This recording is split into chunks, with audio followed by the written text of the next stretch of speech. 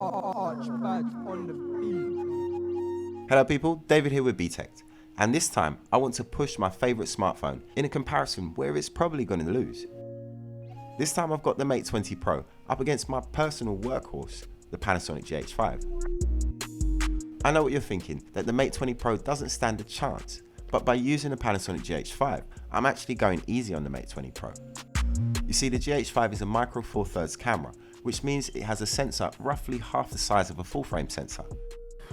Now the GH5 is video centric, which means it's built more for video than it is for photographs. But it is what they call a hybrid camera, so it's still very good at taking pictures. But is it better than the Mate 20 Pro? Well, I think it probably is. I'll be using Leica glass on the GH5 as well, which will make it more comparable with the Mate 20 Pro, as that also uses Leica glass. So when I'm shooting this comparison, I'm going to try to keep the focal lengths and the apertures as close as I can get them. For the wide angle shots, I'm using the Panasonic Leica 12-60 f2.8 to f4. And for comparisons with the 3x lens, I'll be using the Panasonic Leica 25mm f1.4, stopped down to match the aperture of the Mate 20 Pro. And for the really long shots, I'll be using the Panasonic Lumix GX 45-175 f4 to f5.6. It's not a Leica lens, but it is one of Panasonic's X range, so it is a high quality zoom. Before we really get into it, I want to say a special thank you to Direct Mobiles. They have over 24 years of award-winning customer service, and it's just a fantastic place to go if you're looking for a new phone. Their link is in the video description below, or you can search directmobiles.co.uk. Usually when I shoot my comparisons with the Mate 20 Pro, I have to take it out of the flip case that I use, because the flip case just gets in the way of the camera. But luckily for this video, I was sent a really nice armoured case from Ringke. Ringke make extremely well designed and high quality cases for many of the latest phones, sent in environmentally friendly packaging, which is important to me. In the UK for 2019, the government has now passed a law which means that all shops have to charge 20 pence for plastic bags. This is up from 10 pence for plastic bags from last year, which on the face of it sounds fine. If they charge more for plastic bags, we'll use less. But if we really think about it, this is a problem that is easily solvable by just not producing bags that are not biodegradable. If they have to be plastic, then there are biodegradable alternatives nowadays. But rather than just force these companies to produce less plastic, the government would rather charge us for the privilege of using it. It really bugs me. Anyway, rant over. But that's why I do appreciate it when companies like this make the effort to just spend the extra penny or two on packaging. But it's what's inside the packaging that counts. To be honest, when I saw it in its packet, I wasn't too crazy about the way it looked. But now that I see it on the phone, I think it looks great. You really get the sense that these large bumpers are going to protect it in any kind of drop. The camera bumper is well protected, and the edges around the screen are raised up pretty high, which gives good protection even though the Mate 20 Pro's got that curved screen. It just feels really well made. It's a nice product, and I'll leave a link in the description. But anyway, let's get on with my comparison. We've got the Mate 20 Pro on the left and the GH5 on the right. I'm shooting in aperture mode with a simulated aperture of f1.4 on the Mate 20 Pro. And on the GH5, I'm using the 25mm f1.4 at its widest aperture. There does seem to be a bit more blur on the Panasonic, even though that the simulated aperture on the Mate 20 Pro should be giving around about the same amount of blur. This one taken on quite a dark day, and this is where the smartphone has the advantage. The HDR is one reason that I love shooting with smartphones sometimes, as it's able to grab more details from the shadows and the highlights and give you a much more interesting image most of the time. This, however, isn't one of those times. There's no detail in the sky to recover, as it's just miserable and grey. So the Mate 20 Pro's resulted in a fairly strange looking and seemingly over sharpened image. But it is subjective. Some people may prefer that look, but I prefer the more natural look from the GH5 in this particular shot.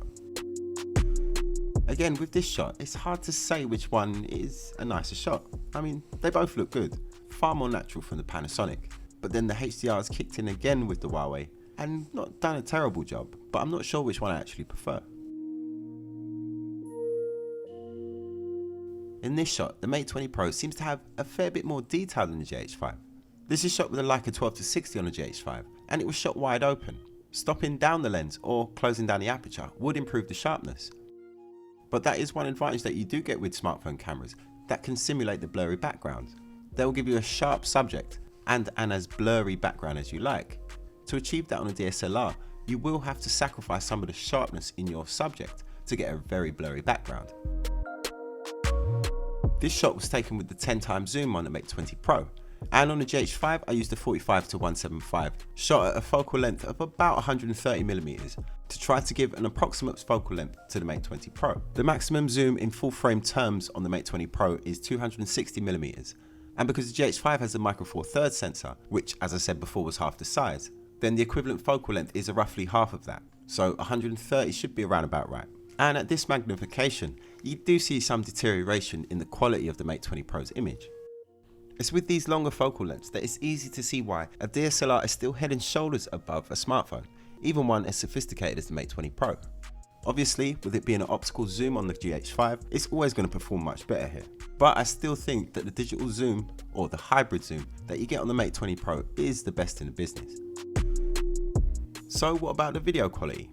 Well, I was convinced that the GH5 was going to completely trash the Mate, but put them side by side and the Mate 20 Pro is holding its own. There's definitely a higher dynamic range with the GH5, which is to be expected. The stabilizers seem to be equally as capable, which is quite impressive from the Mate 20 Pro, as the GH5 is using dual image stabilization. There's stabilization on the sensor and there's also stabilization within the lens. So the fact that the stabilization is just as good from the Mate 20 Pro is quite impressive. Overall, I think the Mate 20 Pro's done a pretty good job against the GH5. I've had to take 3 lenses out with me just to match the capabilities of the Mate 20 Pro. But I don't think we'll ever see smartphones that can perform better than dedicated DSLR cameras, because it doesn't matter how good the software gets, it can't really beat physics. There's just not the room to manipulate the light in the way that's needed within the confines of a smartphone. But it is incredible what manufacturers like Huawei, with a bit of help from a prestigious camera maker like Leica, can actually do. If I need to go somewhere and I can't take my main camera, then the Mate 20 Pro is definitely my go-to device. Anyway, that's it from me. Thanks for watching my little odd comparison between the Mate 20 Pro and the Panasonic GH5. If you love photography and you're thinking about what phone to get, you should definitely be thinking about this phone. Or wait a couple months for the P30. Don't forget, all these photos will be on Btekt Samples, so you can download the original files and have a look at the quality for yourself. If you enjoyed this video, it'd be great if you could hit the subscribe button, double tap the notification bell, and smash the like button for me. Thanks for watching, I'm David, and this is Btekt.